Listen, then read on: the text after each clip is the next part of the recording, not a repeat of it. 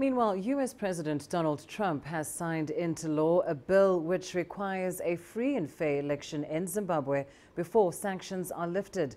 The Trump administration is also putting pressure on neighboring Zambia over its role in the arrest of an opposition leader, Tendai Biti. From Washington, Daniel Ryntjes has more. Donald Trump has signed into law a bill which details strict conditions to be met before the US would resume bilateral relationships with Zimbabwe in the areas of trade and investment.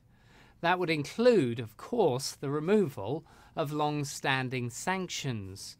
But conditions under this new law include human rights and economic reforms, as well as meeting international standards for free and fair elections and the implementation of the new constitution.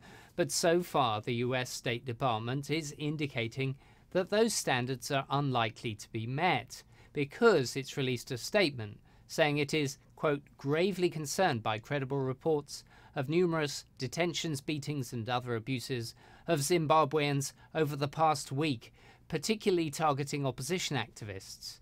In the same statement, spokesperson Heather Nauert says the US is also, quote, deeply concerned that Zambia chose to hand over former Minister of Finance Tendai Biti to the Zimbabwean authorities, and in the face of a reported Zambian court order blocking his expulsion.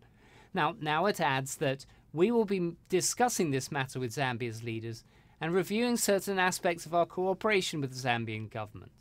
The US is not telling me whether that is merely a matter of reviewing normal diplomatic ties or whether it constitutes a kind of threat to pull American government development funding, which to date has seen, by contrast, $473 million dispersed last year and only $145 million so far this year. Daniel Ryntjes, CGTN, Washington.